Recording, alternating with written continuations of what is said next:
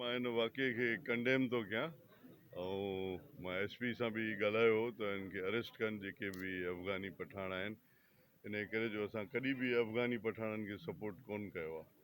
सो उन्हनि जो वाक़ियो कयो आहे उनखे मां पंहिंजे दिलि सां कंडेम थो कयां ऐं इनशाला जेके बि क़ातिल आहिनि उहे जल्द गिरफ़्तार थींदा। इहा यकीन ॾियानी कराई आहे SSP साहब। कुझु माण्हू जॾहिं सियासत में पुॼी न सघंदा आहिनि पोइ अहिड़ियूं हरकतूं हरबा यूज़ कंदा आहिनि त ॿिए खे पाण नथा पुॼी सघनि त ॿिए जे थ्रू ॿिए खे हरू भरू ख़राबु कजे। ईअं न आहे। असां त पैदाइशी सिंधी आहियूं।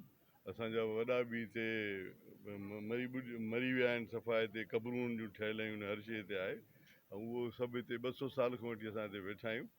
त ॻाल्हि इहा आहे त इहे माण्हू हरकतूं कंदा आहिनि पर मां हिन वाक़ियनि खे कंडेम थो कयां। अहिड़ा जेके बि वाक़िया थींदा मां उन ग़रीब माण्हू सां जंहिंसां ज़्यादती थी आहे उन सां गॾु आहे। शयूं कंट्रोल थींदियूं आहिनि बॉर्डर तां।